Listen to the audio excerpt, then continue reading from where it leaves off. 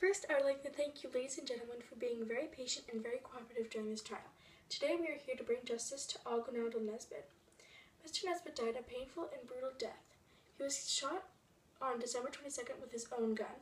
As Dr. Moody said, the bullet entered the body on the left side and traveled upward through the lung. It produced a tearing of the lung and heavy internal bleeding. The men that caused his death was Steve Harmon, James King, and Richard Evans. Getting them caught took a lot, though.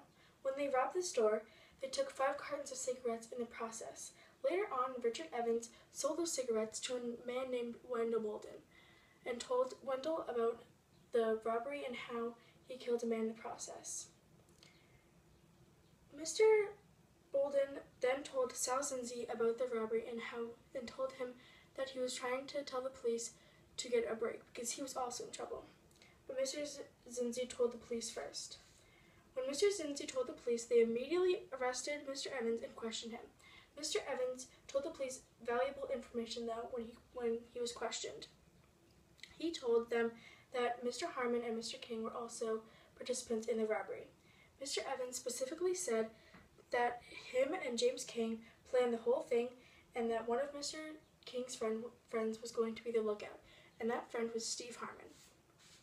Without Steve Harmon being the lookout in all of this, Mr. Nesbitt would probably be alive right now. We know that Mr. Harmon was the lookout because when Osvaldo Cruz and Richard Evans testified, they both stated that he was the lookout. Mr. Cruz specifically said Steve was going to be the lookout, and he did go in and out of the store at the exact time he was supposed to. Mr. Evans also said that then we got the sign from him and pointed to Mr. Harmon. Now, we all know Mr. Harmon attends a film class held by Mr. Sawicki, and in that class he is a respectful young man, but that could all change when he walks out that door. Isn't it possible Mr. Harmon could hang out with friends, go to the park, and play basketball, and maybe even rob a store in all that free time? His personality could change as soon as he leaves,